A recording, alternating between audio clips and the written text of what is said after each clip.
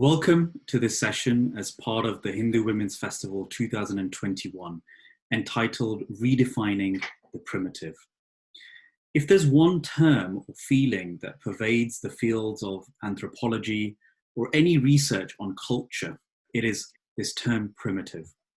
So much so that the indigenous cultures this adjective is used to describe are portrayed in a particular light within mainstream and social media. The Oxford Dictionary defines it as belonging to a very simple society with no industry, or belonging to an early stage in the development of humans or animals. There is no doubt that what Edward Tyler, one of the first major anthropologists of the world, who penned in his 1871 book, Primitive Culture, describing the stages of evolution of a society from savagery to barbarism and civilization, played into the Victorian effort of segregating the world into the primitive and the civilized. For the Hindu civilization, one of the last remaining living indigenous cultures of the world, this term is used to stereotype many of our ancient practices and traditions and undermine our efforts in reviving a culture, particularly within the worlds of arts, literature, and academia. What impact does this primitive civilized dichotomy have on our psyche and society at large? Why do we automatically dismiss valuable traditions because they are labeled as primitive? Should we denounce this term or actually embrace it and redefine it for our time? So as part of the Hindu Women's Festival 2021, to discuss this and many other themes, I have the pleasure of introducing Manu Khajuria. Welcome, Manu. Thank you, Rajiv. Wonderful to be here.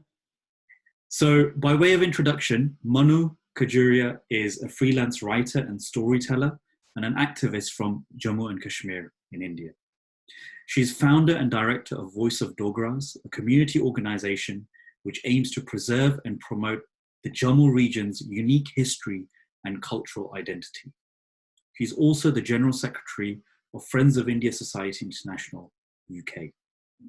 She was awarded with the prestigious Maharaja Gulab Singh Memorial Award in 2019 for her outstanding contribution in the promotion of Dogra culture, history, and legacy. She was also honoured by the Government of India's Ministry of Women and Child Development, Twitter India, and Breakthrough India with the Web Wonder Woman Award in 2019. Manu, it's an absolute pleasure to have you on the discussion as part of this festival. So let's start maybe about you telling us a bit about your interest into this particular theme and some of the ventures that you're involved in. This is a theme which is very close to my heart because these are ideas or these are stories or dharmic traditions and rituals that I've grown up with. And unfortunately, I've seen them being reduced or being labeled as regressive or not modern enough or not progressive enough in the education that I was having at school and later on in the university. So there has always been a conflict inside of me. It's been a dilemma. On one side, I have my family passing on these traditions to me and explaining the value of these traditions, me being able to see the impact it has on a family, on a society, the positive impact. And then coming to the world of academia in the universities where the debates, the discourses, the research, the narrative, the texts that I've been given or I've been handed out have been saying just the opposite. So between, being pulled between these two ideas, it's like I'm currently reading a book by S.L. Bhairappa, who's written Avaran. He's considered one of the greatest living novelists in Kannada literature. And it's a translation of his book called Avaran, which basically is a historical novel. It reads not like fiction, but reality. And he, in his preface, says that Avaran means to shroud, as in to hide the truth. And to veil that truth is vikshepa. And when on an individual level, the shrouding of truth happens, which I think resonates with what I was hearing in the academia or in the universities and schools.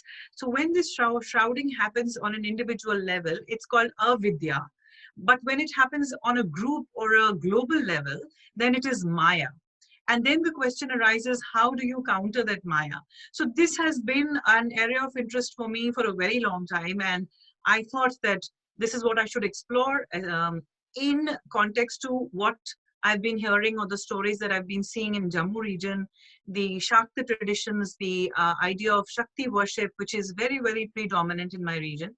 So I'm looking at the folk literature, looking at the Shakti shrines, the Puranic Katha associated with these Shakti shrines, the deities, the folk deities, the local village deities, what is the story, what message it's sending. So that's what has been keeping me busy. Wow, there's a lot of things to unpick, and I think we'll explore some of them soon. So let's really delve deep into this topic of the primitive. What were your first experiences of this being something which you were made to feel inferior, perhaps, about? Well, my name, the story starts with my name because my name is Manu, and there is a dharmic text called Manu Smriti, which has been, I think it's one of the most misinterpreted texts that we've had. So I had to go through an experience of being bullied during my postgrad years because I had been named Manu, and there were questions that why would you be named Manu? And this, sort of made me think that whether our texts are actually wrong, or because Western scholars have sort of interpreted it or have written translations, and a lot has been lost in translation. A lot has been purposely misinterpreted because I began to at some point realize that if somebody has to rule over you, so we have somebody coming over to our land, and then if they have to rule over us, the best way to do it is to strip you of your self-esteem. And they do that by telling you that what you had, whatever systems you had, whatever academic or knowledge systems that you had were all wrong, were bad, so that it makes you feel small and it's easier to rule someone who absolutely has no counter or his spirit has been killed. So most of our texts had been sort of mistranslated and purposely reduced and diminished to make you feel that we have come and we are going to, we are your salvation. So this experience lasted with me, that bullying that I faced at university, and it made me, I think, what any true dharmic should be, a seeker. So I was like, let me try and find out answers for myself. And it has continued because when I come here, when I come to UK, when I came to UK, and when I see my children, especially going to school and then doing those, you have the RS. And then when you see Ganesh being described as the elephant god, or Hanuman being described as the monkey god, I think it's like oversimplifying. It's like not bothering to understand the philosophy behind this Puranic katha, which gave birth to a Ganesha, or the Puranic katha, or the meaning of what Vanar was, and hence Hanuman, and just labeling them monkey god and elephant god. And my children also had to be, sort of a subject to ridicule, because they're like, what kind of people worship a monkey god or an elephant god? So these kind of labels, you just realize that this has continued unchallenged, and it is high time that people say, no, you cannot do this. If you must delve deeper and present our dharmic philosophy, our ideas and traditions and the semantics, everything should be corrected. Yeah, I can resonate with some of your experiences. Definitely when I was at school, and you're first exposed to this lesson of religious education. It's a really odd kind of curriculum that's formed over here, and suddenly you're asked to. I remember this vividly, and I was frozen at this point where. I was asked, what God do you believe in?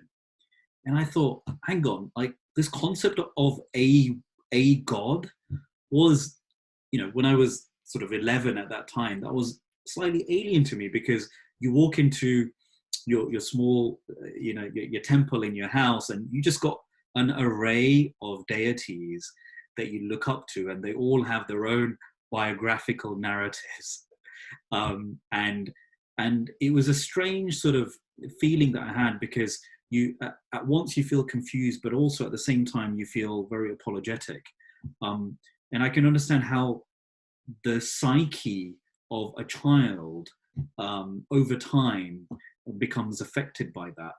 It's really interesting. I read something that Karl Marx wrote, and it was actually in the New York Daily back in 1853. So he referred to Indians in one of his articles as a people who brought about a brutalizing worship of nature, exhibiting its degradation in the fact that man, who is a sovereign of nature, fell down on his knees in adoration of Hanuman, the monkey. And, you know, it made me think that someone like Marx, who is seen as somebody who is trying to emancipate the masses, also saw this, our culture, the other culture, as primitive and thereby in need of reform by the colonizer. So it's a real deep-rooted issue. Yes, and you know, they say familiarity breeds contempt, but I think unfamiliarity breeds even worse. And in a context where you need to be colonized and you need to be subjugated or oppressed, worse things happen. And it's reflected in the way Karl Marx has interpreted a philosophy which he couldn't understand. There is no doubt that dharmic civilization is the oldest civilization, oldest surviving civilization, something that we should be proud of. But then it's not primitive. Primitive is a label given to it by others who couldn't understand it or had the need to belittle it. So definitely there is a need to re-examine and challenge everything that has been said about the dharmic ideas up until now. And I also find it very interesting that despite belittling it or reducing it or saying that it's insufficient or it's not modern, there has been so much theft that has gone in. You know, you read so many books or you read some self-help books and you're like, wait a minute, this sounds just like, so I don't want to be held, you know, sort of to what I'm saying right now, in the sense that I picked up that that book that went sort of very, very famous and everybody was reading it, The Secret. Oh, yeah. So when I picked up The Secret and I read it, I thought this sounded like the Srimad Bhagavad Gita. Yeah. These were ideas from the Srimad Bhagavad Gita and just a fraction of it. Not even all the 18 chapters. There's so much more to Srimad Bhagavad Gita, and this was like a tiny fraction. So of course, having said that, it was a very good attempt to, you know, it's a beautiful book, but it did feel like Srimad Bhagavad Gita. And then the problem arises that we do not give credit to these texts, but the ideas written, the same ideas written in a different format are respected. It seems like, you know, double standards, like how and why would you do that? So it's a very curious, I would say a curious case of stealing ideas, not the book Secret necessarily, but you know, you steal ideas, but then you don't want to give credit to where it came from, the original source. And yeah, so it's quite sad actually. I mean, maybe we've been a fairly naive sort of people, in the sense of we've never had, and a lot of indigenous cultures, they've never had this, they've never ascribed so much importance to documentation or to historical records or even to intellectual property. You know, we don't have that need to possess, and perhaps that's been capitalized by the West and repackaged in a way that's perhaps resold back to us. So it's an interesting kind of phenomenon that's happening, you know, across many different themes. I suppose I wanted to go deeper into how, in particular, goddesses are portrayed, and what lasting impact do they have on our psyche? Because one example is Kali. You know, she's forever being described as this ferocious, representing darkness and bloodthirsty. What's your take on that? I find it quite amusing because, and it's at some, on some level, it sort of angers me as well, because it's a complete misinterpretation and of what Kali is all about, or of how Shakti is seen in the dharmic traditions, in the dharmic philosophy. And I find it quite, I think there's so much dishonesty, because, when you look at the feminist philosophy in the West, you could go into a university to understand or study the feminist philosophy in the 1970s. But in the dharmic traditions, in the dharmic civilization, you had the Durga Saptashati from, like, way back, where Durga, or the very construct of power, was considered feminine, and there was a fluidity in these rules. So you had a Kali, who just signified Shakti or power, which you needed to channelize, because this is a quality which you might need to channelize to, you might need it at some point. And then you have a Parvati, who's more of a nurturer and a mother. Then you have Annapurna. So different manifestations of this feminine divine. And Kali is just one of those manifestations where you need to channelize. And, there's a term called Pratikar Shakti, where you need to retaliate and counter. So the images or the iconography of Kali is basically just telling that. It's saying that at times you need to retaliate, which is not necessarily physical violence. It's just a way of, sort of giving you a message. So this Pratikar Shakti is needed even when we write a book, or if we write an article and we're countering an idea. That is Pratikar Shakti. And while we are doing that, we might be channelizing the Kali within us and saying, no, I need to sort of get up and respond to this, and I will do it in this way. But then I finish writing that page that I was writing off my manuscript, and then I go down and I cook food, and I immediately channelize Annapurna. And then when I'm serving the food to my children, I become a Parvati.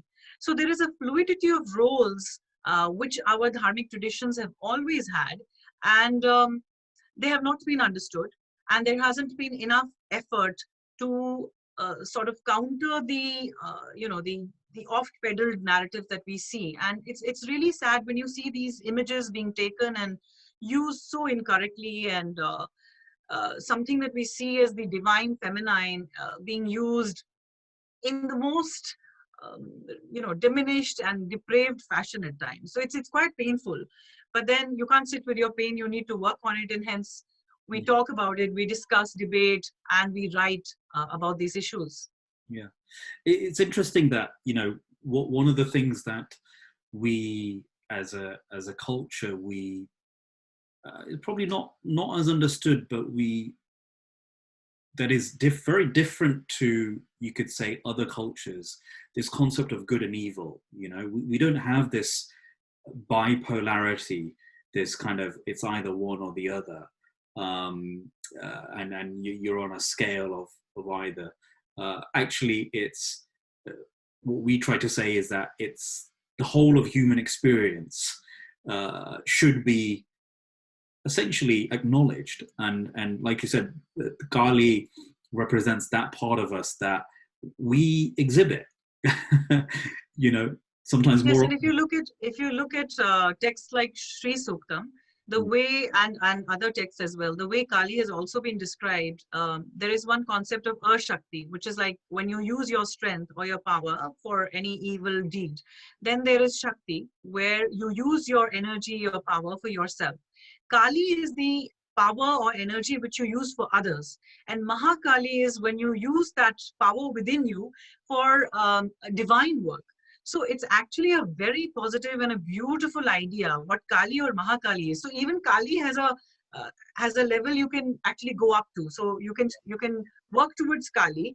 When you actually sit in front of an idol, you are dwelling on the ideal it represents. So when you look at Kali, you're saying, okay, I need that power or Shakti within me to do good for others.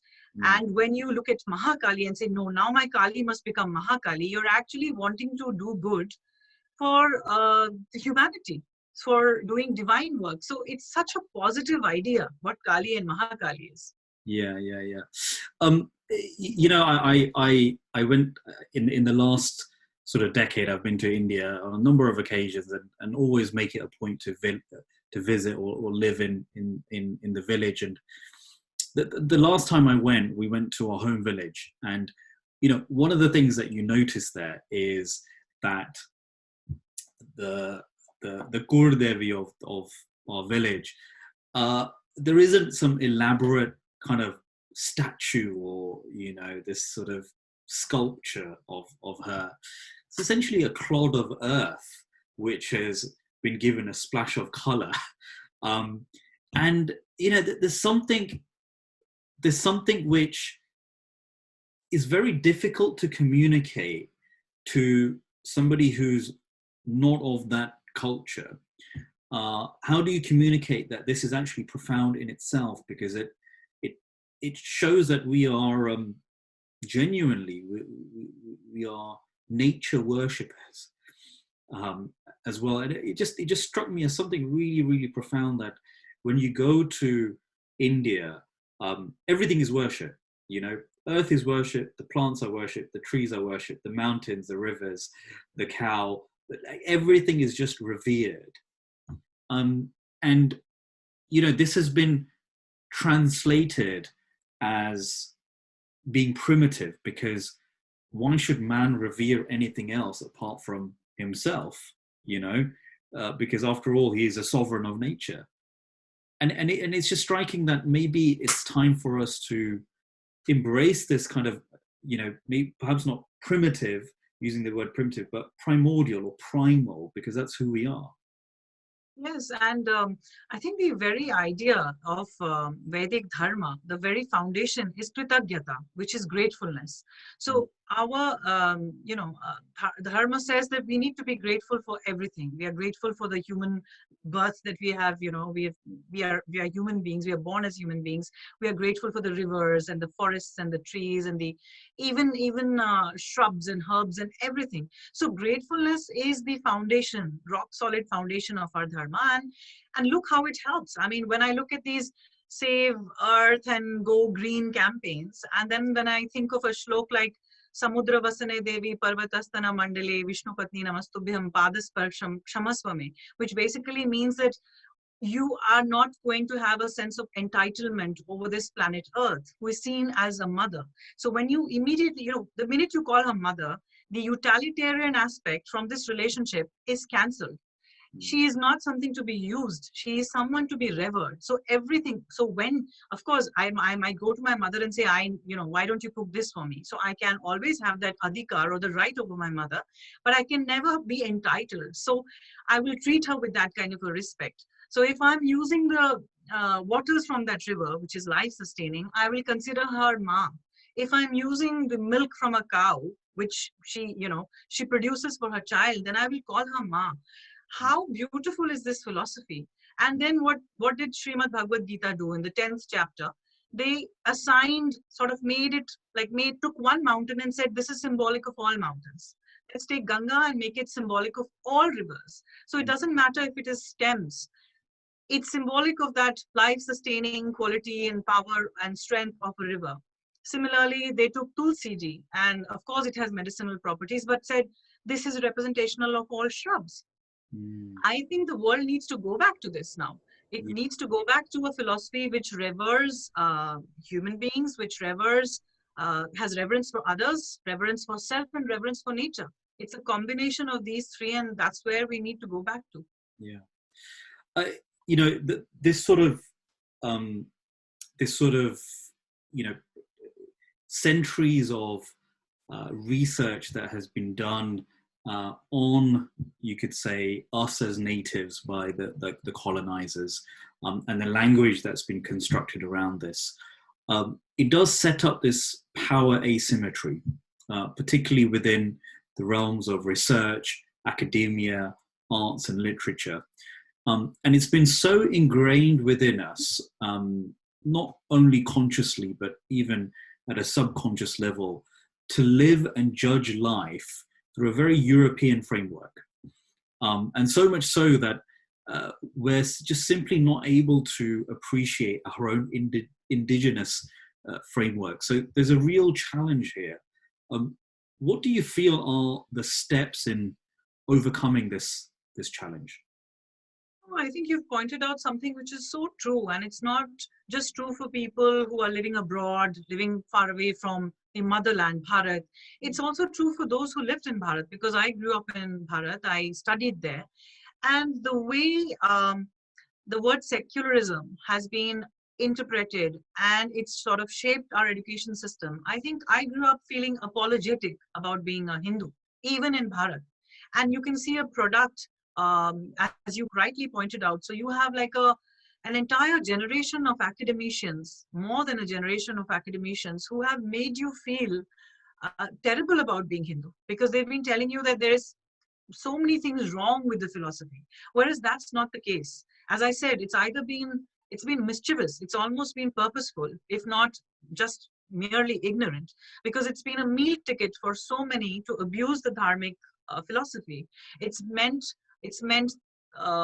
you can probably be a favorite with your professors. It means that your research will get more money, and it's the case here as well. I have a niece doing her PhD in Oxford, and she said to me, and she's done her master's from LSE, and she said it's almost, there is this subtle messaging that if you do a research which sort of puts India down or puts its dharmic ideas down, it's almost encouraged. So it's very sad, and I think the challenge would come from first of all from ourselves. So we need to find out the answers. We need to unlearn everything that we have learned, and it's a process.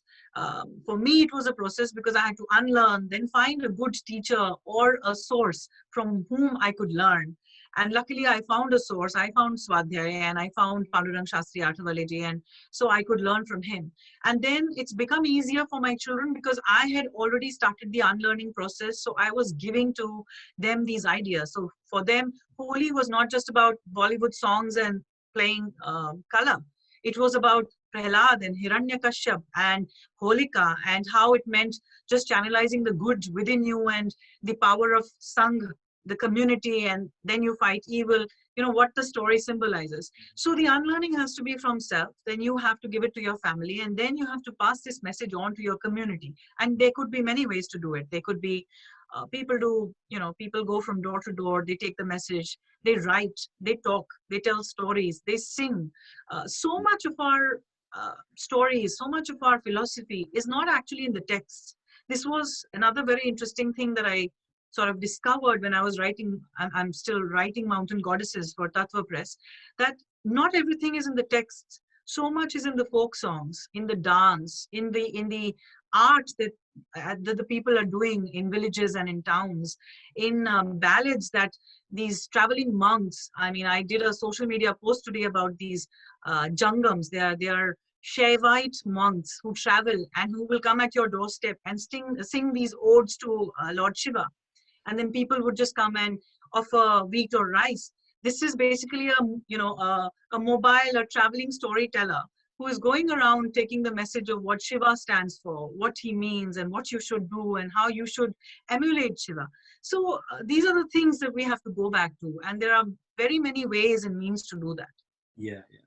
I think one of the challenges that we face is that we neither fit the mold of the typical kind of conservative culture, and we don't also fit the mold of a typical liberal culture, because they are both at odds with one another, but in a very European Western context. We're not a monolithic culture with, stringent rules on how you ought to live and the punishment of, if you don't live like this, what will happen. We're not quite this sort of very ultra liberal, let's scrap all traditions and live a very laissez-faire lifestyle, at least in the social sense. And there seems to be this kind of, we're almost forced to straitjacket ourselves in one or the other. And if you're, in reverence to traditions and history, you're conservative, you're that way leaning, and if you're the other way and you reject it, then you're liberal. And depending on which side you already sit in with regards to your political leanings is where you want to be when it comes to some of these sorts of things. And that I feel like that's a big challenge, like, and because we don't fit into either mold. Yes, because those labels haven't been created by us. Yeah, So it's been created by someone else, and then we are trying to fit in a philosophy which is so much more deeper than either or. You know, it's not extremes. It's all about the middle path in our philosophy. So now trying to understand this middle path, this balance, this the self-learning or the swa-adhyayan, self-study of the individual, yet the society is bigger. All these are thoughts which cannot be put into these categories. And I think the challenge the challenge is with us right now. We are facing it, but maybe if we work on it, we try to explain what this is all about. We, as I said, that, you know, we polish off the dust from this furniture, the way, you know, you don't have to throw the furniture away. It remains because it's good. All you need to do is polish off the dust. So if we start doing it, it's going to be easier for the generation next. So yeah, someone has to start it. And I think we are at that moment in time where we should be doing. We have the resources, we have the people, we just need to just, you know, go about doing it. yeah. And you know, I want to sort of finally touch on the fact that you are actually doing it, and you know, positively changing the narrative through your work. So one of the things that you're working on is this piece of literature called The Mountain Goddesses. Do you want to just touch a bit on that, what that's about? Yes, Mountain Goddesses, very close to my heart again, because I grew up in a household where, you know, the Shakti tradition was very deeply rooted. So we had rituals and lots of festivals around the worship of Durga. We had Navratri, fasting, and calling out to Durga for everything you need in life. That was me. So any trouble, Durga. Any happiness, Durga, because she is the mother. She is the supreme mother. So I was examining the influence that she had on me, on my life, how she empowered me, even as a teenager when, you know, I felt unsafe in public spaces. I've had instances of that where I've called out to her and said, you know, Durga Ma, just protect me. And the way she has made me feel very empowered, because she looks empowered. She looks like a fighter. She is a warrior. And then you think like, oh, the mother that I'm looking up to is a warrior herself. So why should I bow down to anything? I have to fight, because she's telling me to fight the evil and be good and create more good. And that's what made me want to talk about this. And especially because I have a young daughter, I have a young girl child, and I was sitting and watching Wonder Woman with her, and both of us were very excited. We loved the movie, and we are like, oh wow, this is what you want to be. This is me. This is what, you know. And then I'm like, yeah, but we've got role models within our own you know, dharmic literature. So she doesn't have a book I can hand over to her and say, here, this is the book. So 10 influential women, or 10 women from dharmic history, or what these Adi Shakti manifestations actually symbolize, and what are their stories. So I wanted to do that for her. I said I should do it for her and for all the girls, for myself, for women, for men, for my son, for everyone, that we've got so many of these stories. And hence I started writing Mountain Goddesses, which is basically looking at all these Shakti shrines, not all, but I've chosen a few, and I'm talking about their looking with new eyes, what those legends say, what they symbolize, how can I draw strength from it, what lessons can I learn from them. And then I also look at the Kul Devis, or the Dati as they are known in the Jammu region. So it's like the, you know, you're deifying, making deities out of ordinary women who went through extraordinary circumstances, and sort of almost the people have institutionalized the lessons of their life. So, and they've had a positive impact because the community gathers around it. And there is a lot of community cohesion because of these datis still being revered. And finally, looking at historical women warriors. Absolutely amazing stories of, you know, those gender bender roles where women have gone into battle and they've been fierce archers, and amazing stories. So that would make you, you know, inspired and want to do more and want to be powerful and do good. So that's what the book is about, and that's what motivated me to write it. Excellent. And how far are you in that process, and when can we look forward to getting our hands on a copy like that? I think it should, I think another month or two, because I've written the manuscript. I'm at the process of just editing the, hopefully the final edits. Okay. So yes, not very far, I would say.